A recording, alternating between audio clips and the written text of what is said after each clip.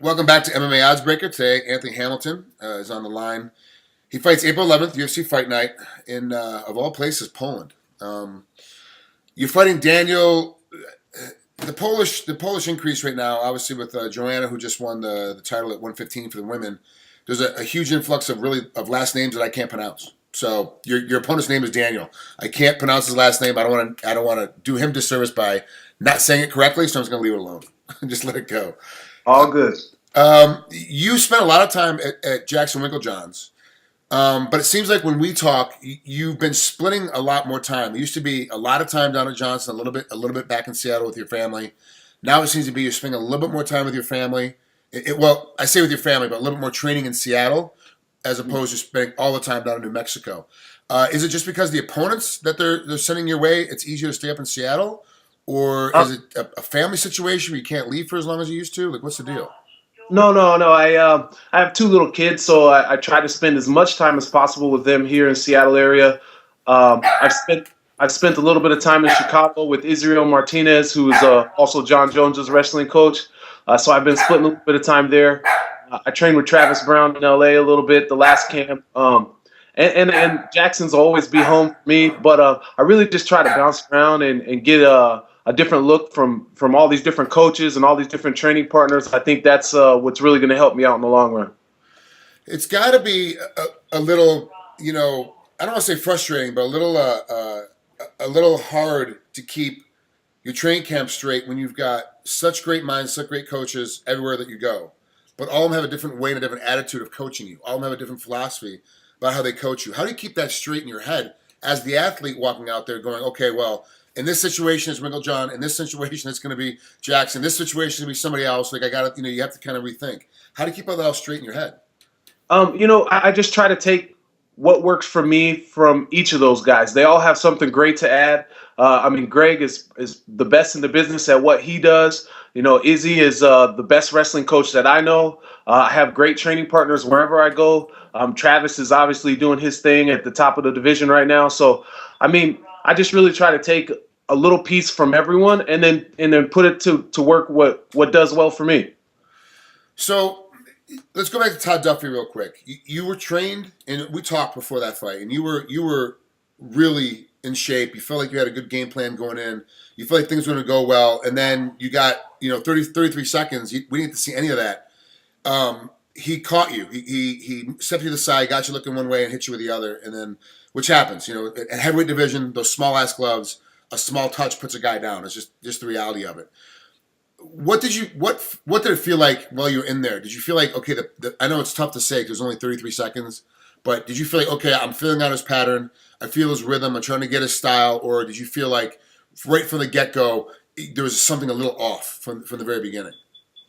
No, I think everything was where it needed to be. Todd Duffy's a great fighter. He's a great athlete. And he was a better man that night. He caught me with a good punch. And, I definitely think that if that punch wouldn't have happened, it would have been a great fight. It would have been a brawl. It would have been, probably one of the best fights of the night. But no, all hats off to him. I think what it was for me is I dreamed of a moment like that against an opponent of that caliber on that stage, man. And it was amazing. And I kind of lost myself for a second in that moment and then got into just basically stand in front of him and throw punches type fight. And that wasn't the type of fight that we wanted to have. You went to Highline College and wrestled in the NGCAAs. That's correct? Is that correct? Yeah, that's correct. Okay. So you look at the heavyweights that are very successful right now, like the top tier guys in the heavyweight division of the UFC are using a wrestling background. Like this, that's their mainstay. We saw Cormier drop from heavyweight down to light heavyweight and did a great job at heavyweight using mainly a wrestling style. How come with you at least you don't use wrestling as much as you could in your fights? You tend to be more of a striker, more of a brawler, but you've got this great wrestling background that you know how to use well. You just don't really seem to dig into that tool chest too much. I've been trying to get back to the wrestling a little bit. That is my base and that's my passion. I love it so much. It has really made me into the person I am today. But, I think I kind of gone away from it, at least in the last fight and in my first fight in the UFC. My second fight in the UFC, I showcased a little bit of wrestling, but I definitely could be doing more. I think that a lot of us get caught up in some of the other styles a little bit, and I really just need to bring it back to the roots, man, and focus on the wrestling a little bit more for the future. Is it tough for you to find partners that wrestling-wise that can maintain and handle that pace? You get kind of lazy with your wrestling because everyone else in your area you're beating up with your wrestling so easily. Is that part of it? Yeah, I rarely find a heavyweight that can match the pace or the technique that I have. I mean, there's a lot of great wrestlers these days just because of MMA, and everybody's getting better and so forth. But the pure wrestling, it is a little bit hard to find somebody as good or as on the level as I am. But these guys, they push me. I just need to focus more on what I do best, I think, and that'll help me out. It does become a problem, and it's the I used to say it was the wrestling problem, but it's the every person problem.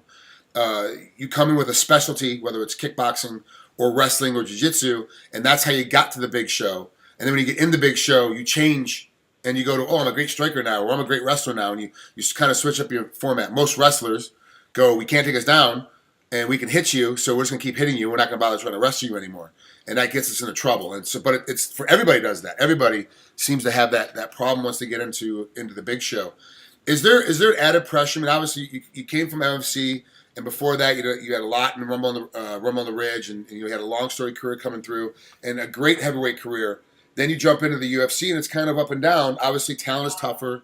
It's a tougher format. It's a bigger stage. But is there some of that pressure? Do you feel some of that pressure, especially as a heavyweight, to go for the big knockout, to go for the big, I got to have that big power finish, to make the fans like me more? Do you feel that pressure at all? Not really. I think, I mean, every once in a while, I think, that comes into your mind. You want to put on a good show. You want to show everybody what you can do. I think that's more of the pressure. I don't necessarily look at it as I got to get a knockout every single time, but I just want to do my best, man. I want to show the world how good I really am and showcase my skills, man. I don't want to have a boring fight. I want to, make the UFC proud, make my family proud, and stuff like that. So, I guess a little bit of pressure here and there, but nothing too extreme. Just normal athletic pressure. That sports coming with a big paycheck. Yeah. It seems like at the heavyweight division they have to give guys a little bit more time when they go in, because the heavyweight division is such it's a weaker division right now, because all really, really good super athletic heavyweight guys are either heavyweight boxing or they're playing football if they're American, because of the amount of money they can be made in these other formats. Do you see a big change happen? Did you see a big change happen when Brock Lesnar was thinking about coming back to the UFC? Did you feel the rush of the fan base coming back towards the heavyweight division a little bit before he went back and decided to sign with the WWE one more time? Yeah, man. I mean, Brock Lesnar is an amazing athlete, and I think anytime you have somebody like him in a division or in any showcase sport, you're really going to draw a lot of attention. And I think a lot of folks, I was looking online every day, and a lot of folks were talking about it, and they were excited for the possibility of him coming back. And, I think it would definitely help us out a lot. But, he chose to go a different way, and there's a lot of other great athletes out there. And I think over the next few years, hopefully a lot of those athletes come to the UFC and showcase their skills and, give our division a little bit of a bump up. The ranking system, we all know, is kind of, it gives the fans something to go off of, but anybody can be ranked anywhere. A couple of injuries, a couple of bad planning days, all of a sudden, a guy that's ranked 8th or 9th, all of a sudden is going to be in the title hunt because of he beats the number 3 guy because he got jumped up so high. How much of a shakeup do you see the division having over the next year? Do you think it's still going to be the same top 3 guys that we see right now in the heavyweight division in the next 12 months? Or do you think there's going to be a big change up and a lot of guys are going to get switched in? I really see the top 3 guys pretty much staying the same, but I think everybody below that is going to be changing constantly. There's a lot of guys that aren't ranked right now that definitely could be, and a lot of those other guys are probably going to, they're getting a little older and stuff, and they're going to, fall out of the rankings and whatnot, and hopefully I'll be able to join those guys in the rankings someday soon. Yeah, it's heavyweight division to me is honestly, that punch doesn't happen with Todd Duffy, and you goes to a great brawl, and you either knock him out or win by decision. Then you get this next fight, and you win this one by knockout or by decision. All of a sudden, you're on a roll in the heavyweight division. That's huge. It's a big deal to get in a roll in the heavyweight division. You can very easily be ranked, and all of a sudden, very simply be one of those guys that's getting jammed up in there. How long, how long do you think that we're going to see those top three guys in that top spots? Those top three guys, they're going to interchange between champ and challenger. There's going to be a lot of that going on up in those top three guys. But do you think they're going to be in there for 18 months? Do you think it's going to be 2 years before they get switched out? Do you think it's going to be longer? Yeah, I would say at least I'd say a year to 2 years, definitely. Like I said, my buddy Travis Brown, this guy's just getting better every day. Junior Dos Santos he's been a staple in this division for a while. And obviously Kane is the very best. So, these guys, in my opinion, they're not going anywhere anytime soon. And the rest of us are trying to just catch up. Yeah, let's not forget Fabricio Verdum, who surprised everybody in and snuck his way through there. The heavyweight division is so exciting for me. Obviously I love the welterweight division because that's the weight class I fought in the most. And they're going through a lot of changes as well. With Lawler being the champ. Hendricks was the champ for one time, and him and Lawler have had back and forth battles, and that's been incredible at that weight class. But the heavyweight division for me is so exciting.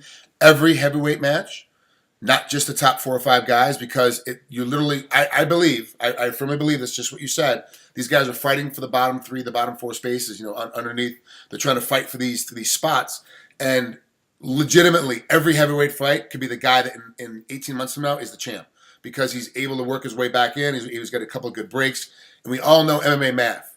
Somebody blows a knee out, has to pull out of a fight. Somebody has a bad training camp, even though he's ranked 3rd. He's fighting the guy that's number 8. And then all of a sudden, there's a whole change up and everything's been switched around. It's very simple. To see a guy like yourself and some of these other guys in the heavyweight division that aren't ranked high, all of a sudden be in there and be ranked and could be in title contention within 2 years. Yeah, I agree, man. It's an exciting division, and that's what makes the heavyweight special. It only takes one punch, and we're big, strong, athletic guys, and we're the biggest and strongest guys on the planet. So that's what makes our division so exciting, man. So I'm looking forward to the next 18 months for sure. Anthony, thanks so much for coming on here with MMAOddsBreaker. I appreciate it. I know you've had a pretty strenuous training schedule coming up here. What is the one thing that you want to get out of this fight besides a win when you come here against Daniel? Obviously going to Poland, it's a great country. I've been there several times myself. It's always kind of cold and never really warms up over there. So that was the one problem I had, is I just couldn't get warm. But what's one of the other things that you want to take away from this fight besides just getting the victory? Besides getting some more fans and the typical fight stuff, what do you want to accomplish while you're over in Poland? Man, I just want to go out there and have fun, give glory to God, and really just enjoy my time, embrace the culture, see this great country that I'll be going to next week, and, just go out there and have a good time, man, and showcase the world my skills. And, I obviously want to get the victory, but, whatever happens, and I'm just blessed to be in this situation. Thanks so much for coming on here, Anthony. I really appreciate it. Great luck. Have fun over there in Poland. We'll talk to you later. All right. Thank you, brother.